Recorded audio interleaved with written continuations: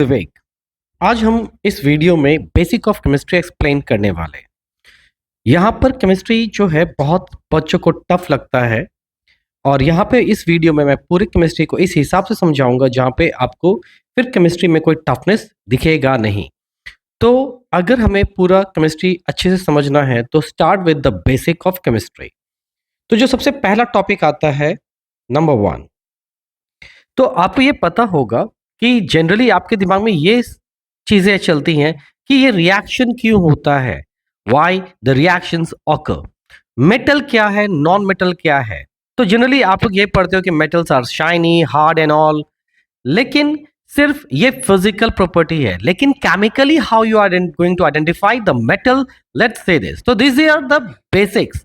ठीक है, ये एडवांस सेक्शंस नहीं है, ये बेसिक है, बहुत बेसिक है, जहां पे आपको पूरा चीज क्लियर होगा।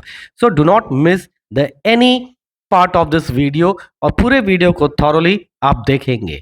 Let's begin with the topic. तो सबसे पहला टॉपिक ये होता है कि केमिस्ट्री का मेनली किस चीज से सब चीजें स्टार्ट होती हैं, तो वो है मैटर। तो सबसे पहले हम मैटर को डिफाइन करते हैं। तो मैटर क्या है? तो मैटर यहां पर आपका क्या आ रहा है? एनीथिंग, यानी कि कुछ भी, राइट? एनीथिंग। जैसे आपके आसपास क्या है? चेयर होगा, टेबल होगा, pen, pencil, eraser, everything that possesses, जिसके पास रहता है क्या? Number 1, mass, right? तो क्या एयर के पास मास है? तो आंसर इज यस। क्योंकि आप क्या कीजिए, एक फूले हुए बैलून को वेट में डालिए और एक बिना फूले हुए बैलून को वेट पे डालिए, आप देखोगे जो फूला हुआ बैलून है वो ज्यादा मास होगा, राइट? तो इससे हमें यह पता चलता है कि एयर भी एक क्या है? मैटर है। And contain volume. और ये याद रखिएगा, जो भी मैटर होगा जिसके पास मास होगा वो वॉल्यूम को ऑब्वियसली कंटेन करेगा। तो that is term to be as matter, right? तो मैटर में बेसिकली क्या आता है? वो सारे सब्सटेंस आते हैं जिनके पास क्या होगा? दो चीजें होंगी, पहला मास और दूसरा वॉल्यूम। तो क्या इसके अलावा भी कुछ ऐसे फिजिकल क्वांटिटीज हैं यहाँ पर? तो देखो, यहाँ पे आपका जो आता है फिर दूसरा पार्ट आता है वो मैटर के अलावा, वो होता है energies, like sound energy, light energy, tidal energy, like those things. तो हम वहां इनकी बात नहीं कर रहे, हम सीधा इनकी बात कर रहे हैं मैटर की, isn't it?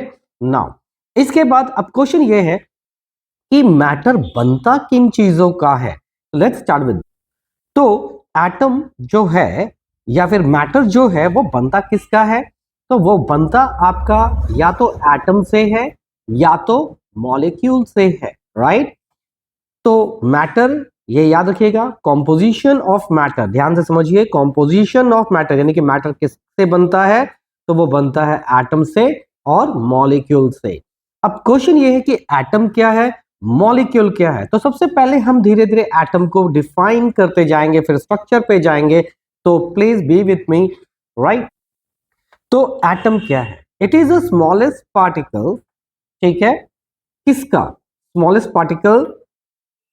मैटर का, ठीक है? तो गेस कीजिए किसका मैंने कहा? मैटर का, right? It is the smallest particle which may or may not exist independently, यानी कि ये एटम ऐसा चीज होता है जो अकेले रह भी सकता है और अकेले नहीं भी रह सकता है। यानी कि ये जो है ये स्मॉलेस्ट पार्टिकल है, ये ध्यान रखिएगा। और ये किस में कैसे रह सकता है? ये अकेले भी रह सकता है और कभी कभी अकेले नहीं भी रह सकता है। अब क्वेश्चन ये है कि कौन सा एटम अकेले रहते हैं, कौन सा एटम कंबाइंड फॉर्म में रहते हैं? तो इसका आंसर जल्दी ही आपको मिलेगा। उससे पहले हम समझेंगे क्या? स्ट्रक्चर ऑफ एटम, क्योंकि उसको समझने के लिए हमें स्ट्रक्चर ऑफ एटम का जानना जरूरी है। तो स्ट्रक्चर ऑफ एटम, तो ये याद रखिएगा, तो जनरली हमने ये कहा क्या अभी आपको कि जो एटम होता है वो स्मॉलेस्ट पार्टिकल होता है किसी भी मैटर का। लेकिन आपको ये जान के आश्चर्य होगा कि एटम से भी छोटे पार्टिकल्स होते हैं, और ये जो एटम से छोटे पार्टिकल्स होते हैं वो एटम को बनाते हैं, और उसको बोलते हैं हम लोग क्या? सब एटॉमिक पार्टिकल। क्या बोलेंगे? सब एटॉमिक पार्टिकल। तो सब एटॉमिक पार्टिकल्स में क्या क्या आता है? तो एक चीज याद रखिएगा, इसका पहला पार्ट आता है इलेक्ट्रॉन। तो याद रखिए, electron which is negative charge. फिर बी नंबर आता है proton which is positive charge, and the last one is neutron. ठीक है, and the last one is neutron. और बच्चों काइंडली आप लोग क्या कीजिए, याद करते जाइए। ठीक है, साथ ही साथ आप इनको याद भी करते जाइए, विच हैज नो चार्ज। ठीक है, ये याद रखिएगा, इलेक्ट्रॉन का नेगेटिव चार्ज, प्रोटॉन का पॉजिटिव चार्ज, न्यूट्रॉन का कोई भी चार्ज नहीं होता है। तो these are term to be as sub atomic particles. क्या बोलते हैं इसको? सब एटॉमिक पार्टिकल्स। अब क्वेश्चन ये है कि ये तीनों एटम में रिसाइड कैसे करते हैं। ठीक है, तो देखिए इसका बहुत सारे रूल होता है, जैसे कि आप सीनियर सेक्शन में जाएंगे 11 12 में तो एसपीडीएफ रूल्स आते हैं, तो मैं 11 12 का नहीं बात कर रहा, मैं बात कर रहा हूँ 8 9 10 या 7 8 9 10 के बच्चों के लिए, जो कि अभी नया नया क्या कर रहे हैं, केमिस्ट्री को सीख रहे हैं, समझ रहे हैं। अगर हम एटम के स्ट्रक्चर की बात करते हैं तो जो सबसे पहला सेक्शन आता है वो होता है सेंटर सेक्शन, यानी कि ये वाला पार्ट। ठीक है, मैं क्या करता हूं, मार्कर का कलर चेंज, ये हुआ सेंटर पार्ट, राइट। ये जो सेंटर पार्ट होता है इसको हम लोग बोलते हैं न्यूक्लियस। क्या बोलेंगे? Nucleus, right. तो ये है हमारा nucleus, right, that is a centre part. और ये जो सेंटर होता है ये बेसिकली इसमें दो सब एटॉम्स रहते हैं, एटॉमिक पार्टिकल्स रहते हैं, that is called proton which is a positive, और दूसरा रहता है आपका neutron that is no charge. ठीक है ना। अब ये जो है सेंटर में जो रहता है ये काफी डेंस होता है, न्यूक्लियस क्या होता है, काफी डेंस होता है, ये ध्यान से समझिएगा। और इसमें क्या क्या रहते हैं, तो इसमें सब एटॉमिक पार्टिकल रहते हैं दो, that is called proton and second one is neutron. अब ये जो सब एटॉमिक पार्टिकल्स हैं इसमें बचा कौन? इलेक्ट्रॉन। तो अब इलेक्ट्रॉन कहाँ रहते हैं? तो इलेक्ट्रॉन रहते हैं इसके पास के ये सारे जो सेक्शन आपको दिख रहे हैं, ये राइट। तो इन सेक्शन की हम बात करेंगे। तो ये जो पहला सेक्शन है, ये तीनों जो सेक्शन है इनको हम लोग क्या बोलते हैं? शेल या ऑर्बिट। क्या बोलेंगे? शेल या ऑर्बिट या एनर्जी लेवल। ठीक है, इसका तीन तीन नाम दिया गया है, राइट। और ये जो शेल है इसका नेमिंग किया गया है, जो न्यूक्लियस के सबसे पास रहता है उसको हम लोग बोलते हैं के सेल, फिर एल, फिर एम, राइट। इसके बाद भी शेल होता है दैट इज कॉल्ड एन। अब क्वेश्चन ये है क्या इसको नंबर वाइज भी डिनोट करते हैं? तो इसको हम लोग बोलते हैं 1, इसको बोलते हैं 2, इसको बोलेंगे 3, isn't it? नाउ अब मान लीजिए जो मैंने अभी ये बनाया है स्ट्रक्चर एटम का, इसका सबसे लास्ट शेल कौन सा है? जो 3 वाला है, यानी कि ये शेल है। इसको जो हम लोग बोलते हैं इसको बोलते हैं वैलेंस सेल। क्या बोलेंगे? Valence shell. तो लास्ट शेल को हमने क्या कहा? Valence shell. और मैंने ये कहा, मैं इतनी बार रिपीट इसलिए कर रहा हूं ताकि आप लोग याद करते जाइए। और जो सेकेंड लास्ट शेल है यानी कि ये वाला शेल, इसको हम लोग क्या बोलेंगे? Penultimate shell, pen ultimate shell, जो कि सेकेंड लास्ट शेल है। वैलेंस सेल क्या हो गया? लास्ट वन, और ये हो गया सेकेंड लास्ट। ठीक है, ये ध्यान रखिएगा। तो ये हो गया आपका स्ट्रक्चर ऑफ एटम। तो यहां पे हम लोग क्या करेंगे? स्ट्रक्चर ऑफ एटम जानना क्यों जरूरी है? Actually when we are going to start with the chemical reactions या केमिकल कॉम्बिनेशंस, वहां पे आपको ये समझ में आएगा कि हम ये क्यों इतना स्टडी करते हैं स्ट्रक्चर को। क्योंकि बच्चों को क्या किया जाता है, बहुत सारे टीचर ये एक्सप्लेन ही नहीं करते हैं, स्ट्रक्चर को बताते नहीं है, वो समझाते नहीं है कि होता ही क्या है इन चीजों में, तो उनको इंटरेस्ट ही नहीं आता केमिस्ट्री में। तो मैं ये चाहता हूँ कि आपका इंटरेस्ट बना रहे केमिस्ट्री में, and that's why I am explaining this way. और जैसे ही ये वीडियो पूरा कंप्लीट होता है, एक्चुअली शायद ये पार्ट 1 पार्ट 2 पार्ट 3 तक जाए, और एक सिंगल वीडियो भी इसका मैं कंबाइन करके बना दूंगा, तो इससे आपको क्या होगा कि आपको कंप्लीट केमिस्ट्री समझ में आने लगेगी, आपको ईजी लगेगा chemistry. Now move to the next part. अब हम लोग एटम के स्ट्रक्चर को समझ गए। ठीक है, कि एटम का ये सारे पार्ट होते हैं, सब एटॉमिक पार्टिकल्स होते हैं। अब आप ये सोचो, आपने ये सुना होगा कि एलिमेंट्स क्या क्या हैं। तो एलिमेंट्स होते हैं हाइड्रोजन हो गए, हीलियम हो गए, लिथियम हो गए, beryllium, boron, carbon, neon, whatever, right. अब क्वेश्चन ये है कि इतने सारे एलिमेंट होते हैं तो उनमें डिफरेंसेस क्या है, राइट। क्योंकि बच्चे लोग को ये भी नहीं पता होता है, वो एलिमेंट बस रटते रहते हैं, लेकिन उनको ये नहीं पता होता है कि एक एलिमेंट दूसरे एलिमेंट से क्यों डिफरेंट होता है, राइट ना। तो सबसे पहले हम इसको जानने के लिए समझेंगे कि एटम एक से दूसरे में एक अंतर क्यों होता है। तो उसको जानने के लिए हमें जानना पड़ेगा किसको, एटॉमिक नंबर को। तो अब हम लोग सीखेंगे कि एटॉमिक नंबर क्या होता है। एटॉमिक नंबर क्या होता है ये समझिए। It is the number of proton. देखिए प्रोटॉन क्या था, तो आपको याद होगा मैंने अभी स्ट्रक्चर में बताया था कि प्रोटॉन कहाँ रहता है। प्रोटॉन रहता है न्यूक्लियस के अंदर, यानी कि वो यहां रहता है, इजंट इट, इस जगह पे प्रोटॉन रहता है। तो it is the number of proton present in the nucleus of an atom.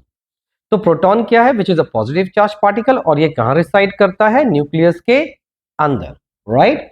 तो ये होता है एटॉमिक नंबर। और जैसे जैसे नंबर ऑफ प्रोटॉन चेंज होते रहते हैं, ये ध्यान रखिए बच्चों, जैसे जैसे नंबर ऑफ प्रोटॉन चेंज होंगे, नंबर ऑफ प्रोटॉन चेंज होंगे, आपका एलिमेंट भी बदलता जाएगा।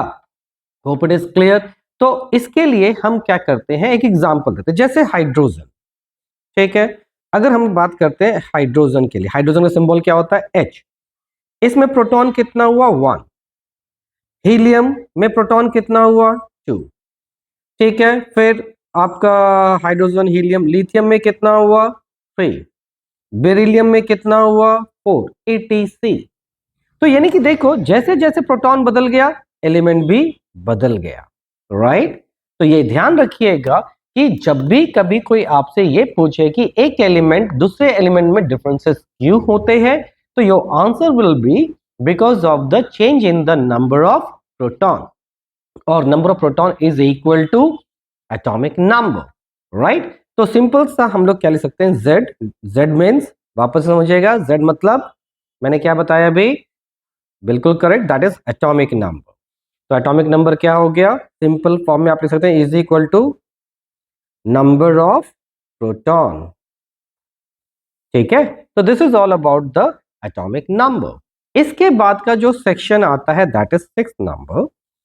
अब हम लोग जानेंगे कि प्रोटॉन और इलेक्ट्रॉन में क्या रिलेट है, लेकिन उसके पहले हम क्या सिंपल सा समझेंगे कि क्या एक नॉर्मल एलिमेंट आपको झटका दे सकता है, यानी कि क्या वो आपको कोई भी चिंगारी दे सकता है।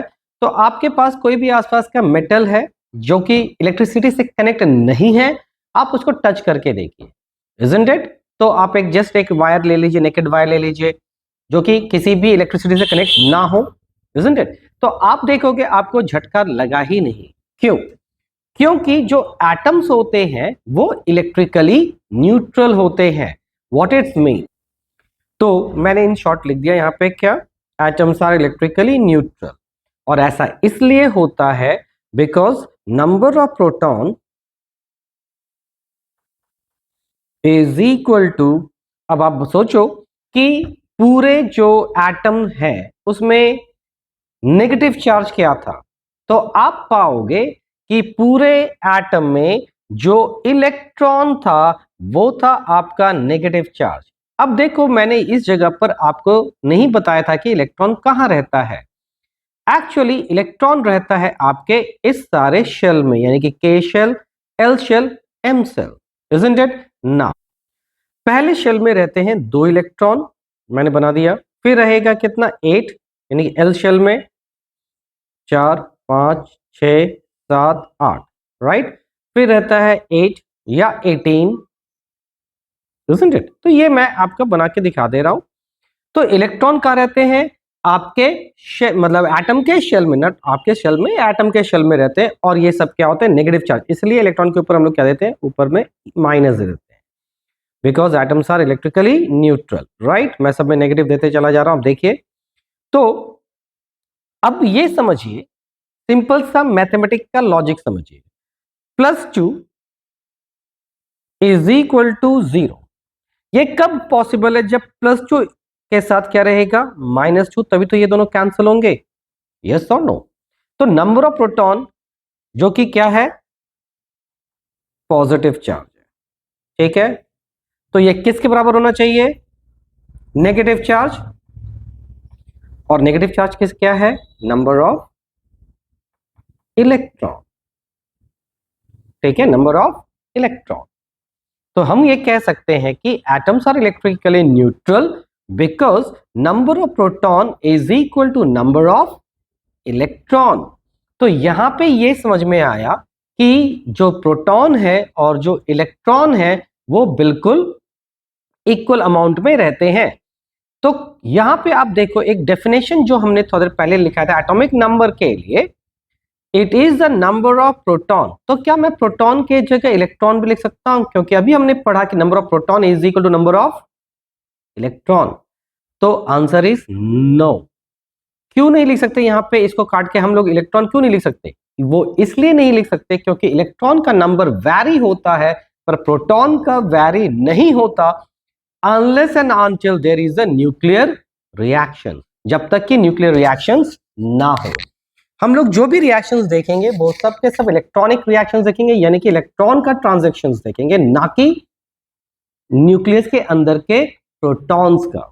Isn't it? तो ये ध्यान रखिएगा कि इस डेफिनेशन में आप गलती से भी यहां पर इलेक्ट्रॉन नहीं करना। कहीं कहीं पे लिख दिया जाता है but which is wrong actually. Now अब यहां पर हम लोग बात करते हैं atoms are electrically neutral. Why? Because number of proton is equal to number of electron.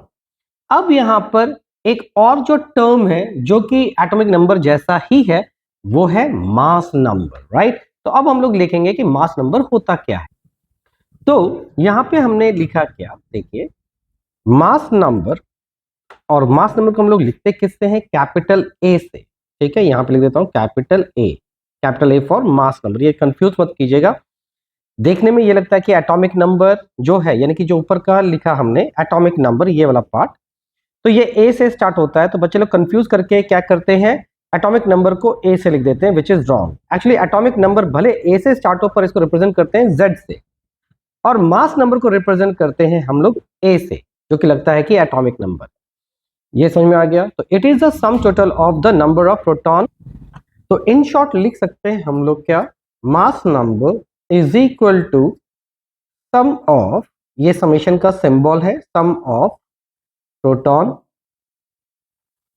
Plus, या फिर प्लस तो यहां समेशन दे चुके थे, एंड न्यूट्रॉन लिख सकते हैं। ठीक है, तो सिंपली प्रोटॉन के लिए स्मॉल p, न्यूट्रॉन के लिए स्मॉल n। तो ये हो गया क्या आपका basically mass number. Isn't it? Hope it is clear. Now move to the next part of this video. अब आगे जाने से पहले आपको ये बता दूं कि अब मेनली ज्यादातर आपको फोकस किस पे करना है? Number 1 atomic number which is the number of proton, और दूसरा इलेक्ट्रॉन के ऊपर। क्योंकि पूरा जो केमिस्ट्री है यानी कि आपको क्लास 10 में कह सकता हूं कि मैक्सिमम जो केमिस्ट्री है आपका 99.9% वो कंप्लीट इलेक्ट्रॉनिक कॉन्फ़िगरेशंस पे डिपेंड है। इसीलिए अब हम लोग धीरे धीरे किस पे आ रहे हैं? आपके सीरियस कंसर्न्स पे आ रहे हैं, right? Let's start with this. तो सबसे पहले हम लोग क्या करेंगे? इलेक्ट्रॉन को थोड़ा वापस से समझते हैं। तो अभी हमने थोड़ी देर पहले ये बताया था कि इलेक्ट्रॉन क्या है? इलेक्ट्रॉन, ठीक है, तो इट इज अ पहला सब एटॉमिक पार्टिकल है। और ये कहां रिसाइड करता है? तो ये शेल में रिसाइड करता है। शेल या ऑर्बिट बोल दीजिए या एनर्जी लेवल बोल दीजिए। ठीक है, नाउ अब क्वेश्चन ये है कि क्या ये किस तरीके से रहता है? Isn't it? Let's say this. अब नेक्स्ट टॉपिक जो है वो है हमारा क्या? Electronic configuration. अब इलेक्ट्रॉनिक कॉन्फ़िगरेशंस क्या होता है? तो इलेक्ट्रॉनिक जो वर्ड है वो हमेशा इलेक्ट्रॉन से रेफर करेंगे तो आपके लिए कॉन्वीनियंट होगा। तो इलेक्ट्रॉन कॉन्फ़िगरेशन, और कॉन्फ़िगरेशंस का मतलब अरेंजमेंट। तो simply we can define like it is an arrangement of electron in their respective shell. तो इलेक्ट्रॉनिक कॉन्फ़िगरेशन है क्या? It is an arrangement of electron in their respective shell. यानी कि अगर आप इलेक्ट्रॉन को उसके रिस्पेक्टिव शेल में सजाएंगे तो उसको बोलेंगे इलेक्ट्रॉनिक कॉन्फ़िगरेशन। अब क्वेश्चन ये है कि इसको परफेक्टली अरेंज कैसे करते हैं और अरेंजमेंट करना क्यों जरूरी है।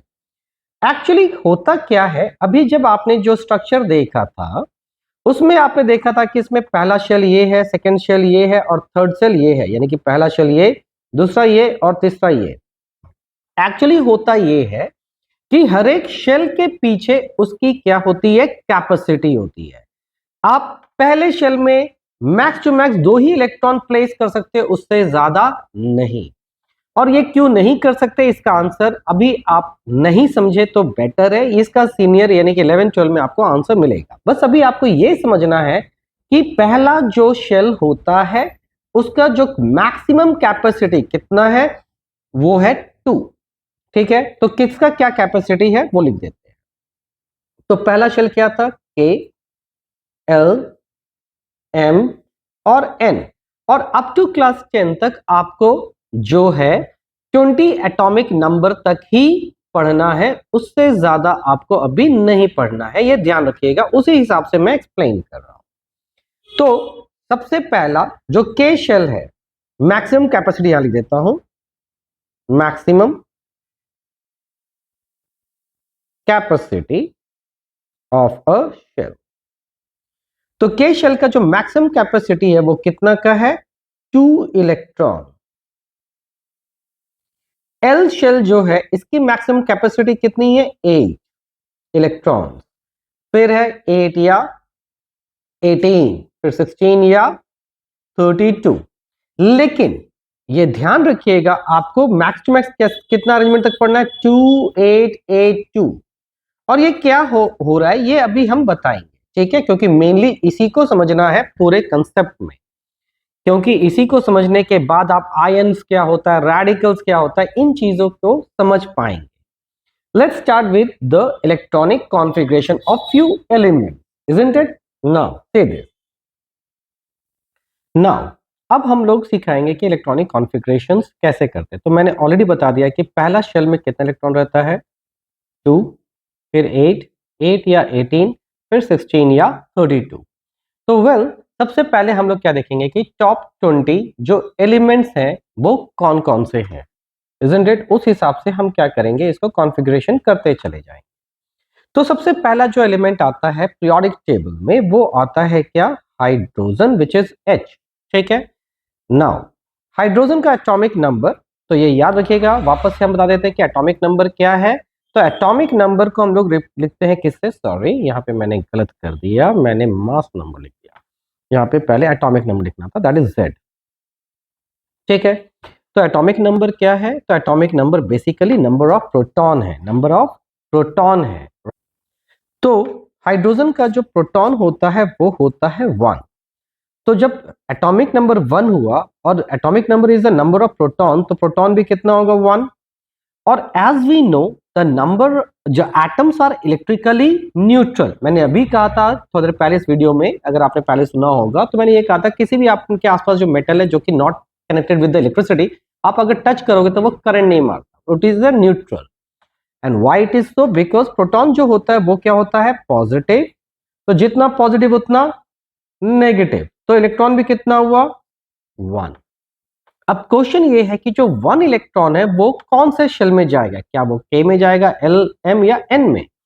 तो ऑब्वियसली जब भी आप जो भी इलेक्ट्रॉन को प्लेस करोगे वो सबसे पहले शेल से एंटर करता है, यानी कि पहला शेल का मैक्सिमम कैपेसिटी मैंने क्या बताया था, 2। तो ऑब्वियसली इसका मैक्सिमम कैपेसिटी क्या है, 2 है, मतलब ये 2 रोटी खा सकता है, पर रोटी इसके पास कितना है, सिर्फ 1।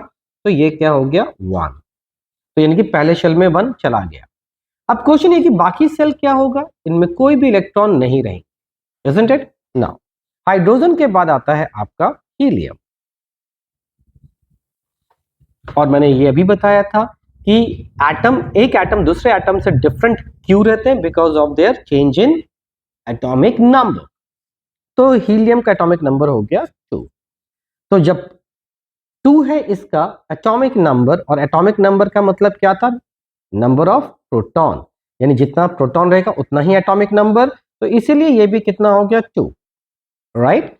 अब आप देखो ध्यान से, होता क्या है, एटम्स आर इलेक्ट्रिकली न्यूट्रल, तो इलेक्ट्रॉन भी कितना होगा? 2। अब आप चेक करो सबकी मैक्सिमम कैपेसिटी, पहला का तो 2 था, इसका 8 है, फिर इसका 8 या 18 है, ठीक है, लेकिन 18 को तो आपको देखना नहीं, सिर्फ 8 तक ही देखना है, और यहाँ पे आपको मैक्स टू मैक्स जाना होगा 2 तक, यानी 20 तक एटॉमिक नंबर तक ही पढ़ना है आपको। वेल, तो अब यहाँ पर जब हम बात करते हैं कि क्या के शेल में कुछ जाएगा, अब चेक करो, इसके पास इलेक्ट्रॉन कितना था? 2। पहला शेल का कैपेसिटी कितना है? 2, तो क्या जाएगा? ऑब्वियसली जाएगा, तो यहां भी आप क्या लिखेंगे? 2। तो 2 इलेक्ट्रॉन था, दोनों के शेल खा लिया, तो इनके लिए कुछ बचा नहीं, तो यहां पे कुछ नहीं जाएगा, ठीक है। थोड़ा पेशेंस से समझिएगा, राइट। अब आते हैं हाइड्रोजन हीलियम के बाद आता है लिथियम, Li। फिर से एलिमेंट बदला तो नंबर ऑफ प्रोटॉन भी बदलेगा, तो जब नंबर ऑफ प्रोटॉन बदला तो एटॉमिक नंबर बदलेगा, दैट इज 3। अब समझिएगा, इलेक्ट्रॉन भी 3 हुआ, क्यों? एटम्स आर इलेक्ट्रिकली न्यूट्रल, जितना प्रोटॉन उतना इलेक्ट्रॉन।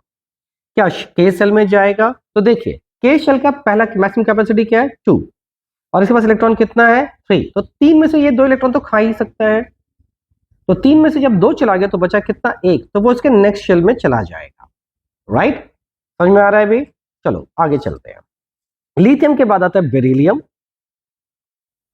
फिर आता है बोरॉन, फिर आता है कार्बन, फिर आता है नाइट्रोजन, फिर आता है ऑक्सीजन, फिर फ्लोरीन, फिर नियॉन, फिर सोडियम, फिर आएगा आपका मैग्नीशियम, फिर आएगा एल्युमिनियम, फिर आएगा सिलिकॉन Si, फिर आएगा फास्फोरस। यहाँ पे सिलिकॉन को मैं थोड़ा ठीक कर दूं, ठीक है, मैंने ठीक कर दिया, फास्फोरस। उसके बाद आएगा सल्फर, फिर आएगा उसके बाद क्लोरीन, फिर आएगा आपके पास आर्गन, फिर आएगा आपके पास के, दैट इज ऑफ पोटेशियम, और इसके बाद आता है वापस से कैल्शियम, ठीक है।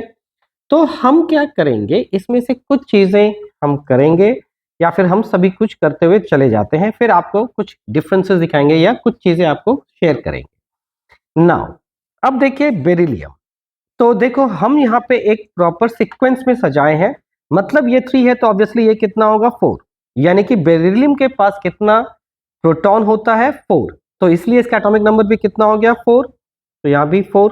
एटम्स आर इलेक्ट्रिकली न्यूट्रल, तो ये भी कितना हो गया? 4। तो पहला शेल कितना खा सकता है? 2, तो 4 इलेक्ट्रॉन में ये 2 खा लिया, तो बचा कितना? 2, वो उसके नेक्स्ट शेल में जाएगा, तो ये कुछ भी नहीं, ठीक है। नाउ फिर अब बोरॉन को देखते हैं, ये हो गया 5, ये भी हो जाएगा 5, ये भी हो जाएगा 5, तो पहला शेल खा लेगा 2, तो बचा 3।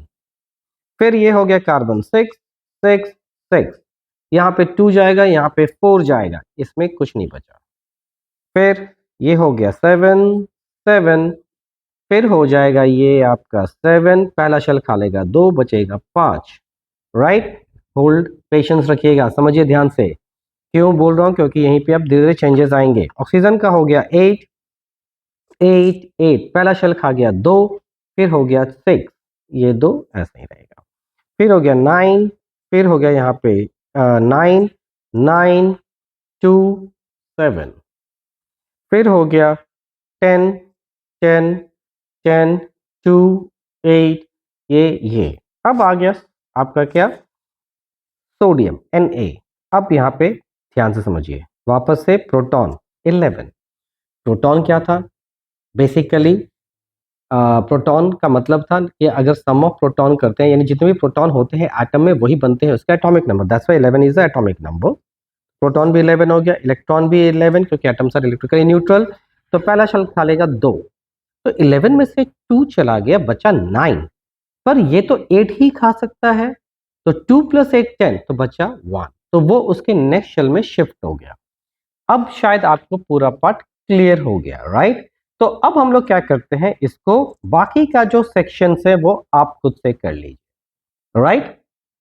अब यहां पर करना क्या है, लेट्स से दिस। अब हम लोग क्या करते हैं, इसको मैं पहले इसको कंप्लीट कर लेता हूं पॉज करके। तो मैंने यहाँ पे आपको कंप्लीट कर लिया है, आप देख पा रहे होंगे। मैं पूरा इसको थोड़ा सा जूम आउट करता हूँ ताकि आपको पूरा इमेज क्लियर हो जाए, राइट।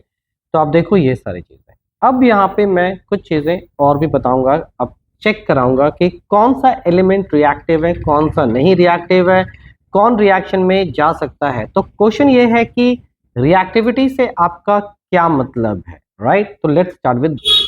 अब यहाँ पर हम समझेंगे क्या कि केमिकली एक्टिव एलिमेंट्स का मतलब क्या होता है। देखो, आपको ये तो पता होगा, हाइड्रोजन रिएक्ट करता है ऑक्सीजन से और बनाता है वाटर, राइट। फिर आपने सुना होगा सोडियम ऑक्सीजन हाइड्रोजन रिएक्ट करता है तो बनता है सोडियम हाइड्रोक्साइड। तो बहुत सारे एलिमेंट्स आपस में जब कंबाइन करते हैं और वो बनाते हैं एक मॉलिक्यूल या कंपाउंड, isn't it?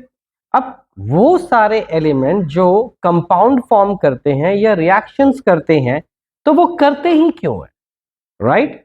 तो दोज एलिमेंट्स, तो यहां पे उसी को समझाने के लिए मैंने लिखा है those element which undergo chemical reaction और chemical changes are term to be as chemically active.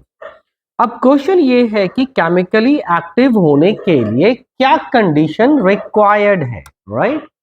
तो इसके लिए हम लोग देखेंगे हमारे पार्ट 2 वीडियो को, जहां पे हम इसके आगे के पार्ट को डिस्कस करेंगे। Hope you like this video. अगर ये आपको वीडियो वाकई वैल्यूएबल लग रहा है तो लाइक कीजिए, शेयर कीजिए और सब्सक्राइब कीजिए। Thank you.